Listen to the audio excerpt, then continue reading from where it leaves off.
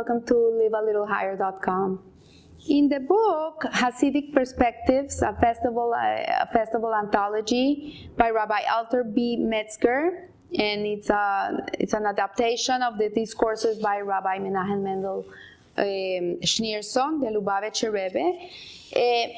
It talks about Tu B'Shvat, which is the next holiday we will be celebrating on the 15th of Shvat, which is on Sunday night precisely, and Sunday night and Monday we're going to be celebrating this beautiful holiday of Tu B'Shvat, which is the Rosh Hashanah of the trees. It's the birthday of the trees, and there's many lessons that we can derive from this holiday from trees. Like really, there's so much we can learn from them. As it says, man is like the tree of the field. We're compared to trees. So one can learn much from current observance of Tu B'Shvat, the new year of the trees. For if man pays close attention to everything that occurs around him, then from everything which happens, he can increase his wisdom. Like the Baal Shem Tov used to say, like, everything you see is a message for you. There's nothing random in your life. If you see anything, if you see a little piece of paper in the street, there's a message for you in that. So everything can be learned from the everyday occurrences. And he says here, this pertains to matters both between man and God and between man and man. Nor is this limited to an unusual occurrence, but also relevant to the recurrent events. Thus, even from viewing a tree, we can derive many concepts affecting our daily life. So it's not just one little thing that you saw. It can be something that is recurring in your life, that happens all the time. These things we have to pay close attention to. So the majority of growths in the vegetative category are comprised of three parts. So we have the root, which is where the tree comes from, the root. We have the tree itself, which is comprised of trunk, branches, and leaves. And then the tree, if it's a fruit-bearing tree, we have the shell, the peel of the fruit itself, and the seeds. So each of these parts serves as different function in the life of a tree, and it's only by means of the roots that the tree stands firm and upright. So the part that is unseen, that you cannot see, really is one of the most important parts of the tree. Like if a tree has no roots, he's gonna fall with any wind. Like when I used to live in Florida, it was very interesting. After a big storm or a hurricane, you would see sometimes like these humongous trees, strong, like you would think like this is the strongest tree in the world, and after the storm they would all be broken, or they would have fallen down, they would be uprooted. And you would see like this humongous tree had the shortest roots.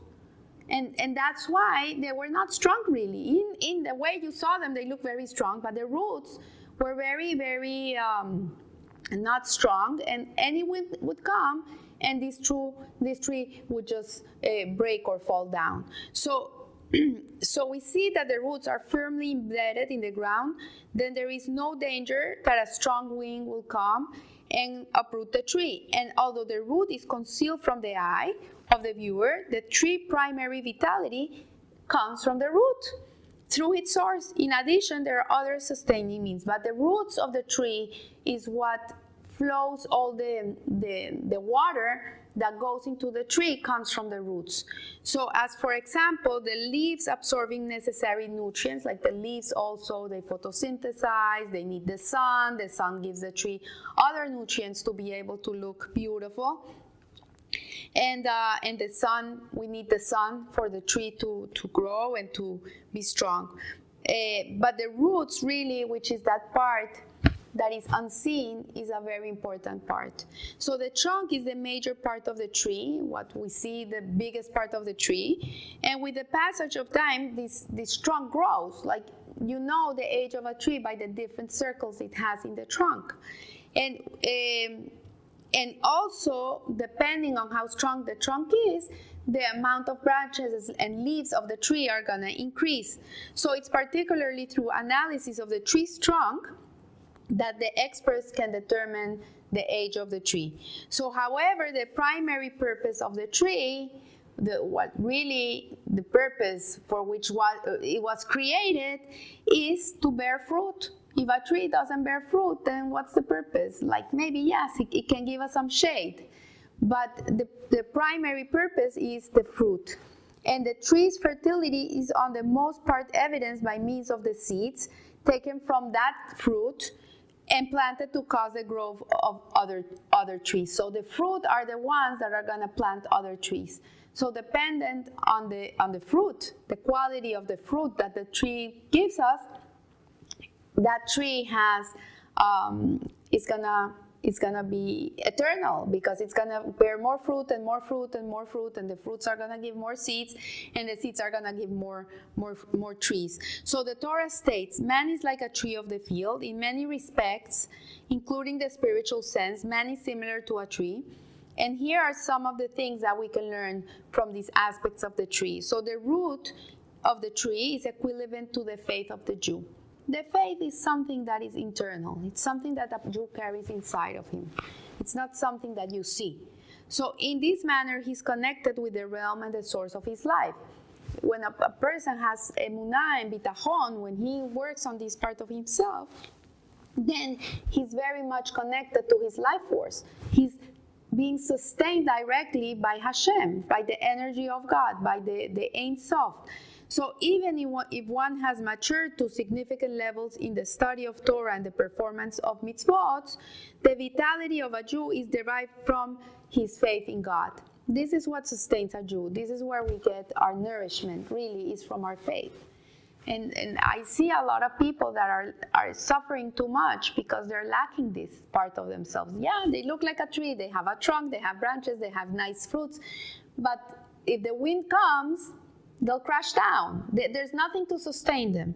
So this faith is really the sanctity of the Torah, the connection of a Jew to the Torah, and the belief that Hashem gave us this Torah, and this is our sustenance. This is what connects us to Him. So the trunk of the tree connotes the study of Torah and the fulfillment of the mitzvot. So we have 248 mitzvahs and 365 we have 248 positive mitzvahs and 365 negative mitzvahs, which are connected to parts of our body. So the 248 positive are equal to the 248 limbs of our body. And the 365 negative commandments correspond to the 365 sinews within the body, which ideally should constitute the major part of the Jew's deeds and accomplishments. On the basis of the quantity of the Torah that a Jew learns and the amount of mitzvot that he does, this can determine the significant lifespan of an individual.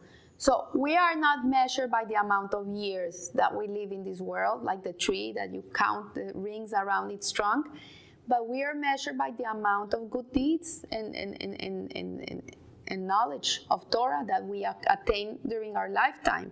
So the years of a Jew are rich because of his Torah and his mitzvot. So the ultimate self-realization of a Jew's life really is by the fruits.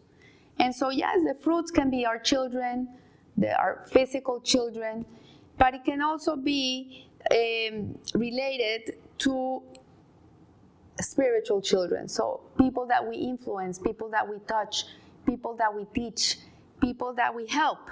And we should endeavor that these people in turn also turn into trees, individual trees that will also bear fruit and will also continue helping other people. This is the whole purpose. You know that we learned the Hodot HaLevavot, and Rabbi Pakuda says that one of the things that gives us reward in the world to come really is how many people we influence in our life. It's very important to influence people for the good, to be a good example, to show them the way. So not only to live for ourselves, but to live for others too.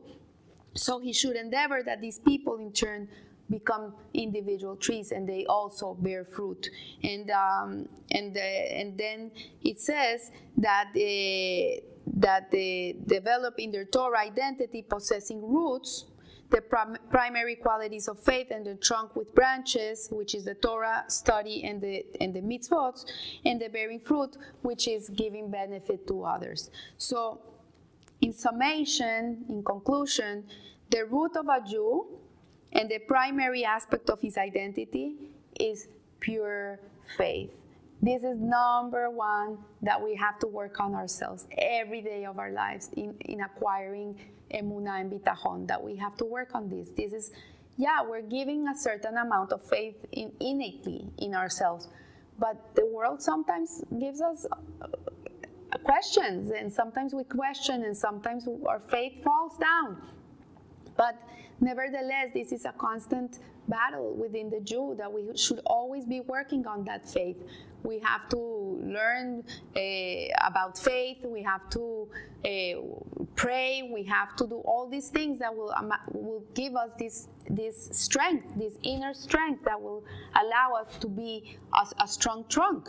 So any element of weakness in faith represents a significant threat to the sustained spiritual life of a fully grown person. A person that is lacking in faith suffers a lot. It's a terrible life. And this is so even if the significantly major part of his life is characterized by the constantly progressive increase in virtuous deeds.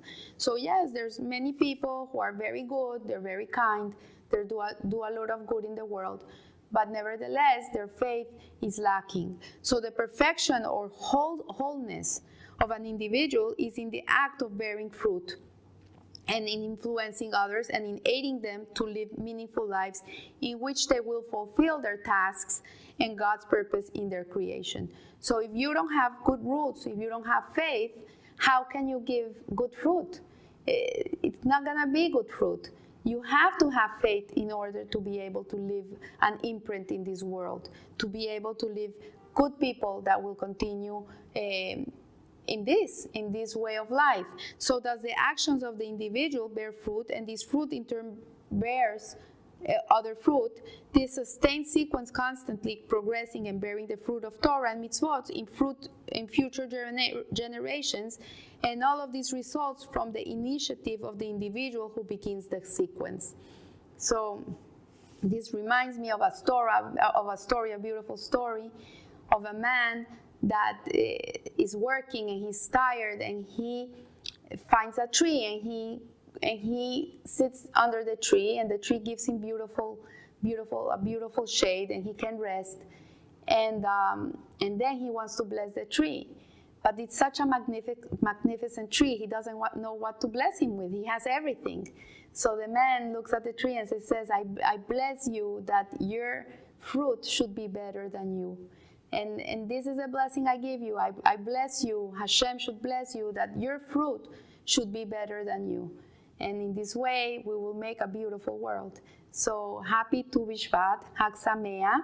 It's a custom to sit down and do a Seder and eat the fruits that are grown in the land of Israel, and the wheat, and just do it. Sit down Sunday night, make a beautiful fruit platter, make brachas, and enjoy it, and remember your connection to it. If you want to learn more about Tu B'Shvat, if you go to my website, livealittlehigher.com, you will find the previous classes on this beautiful holiday that I have recorded the previous years.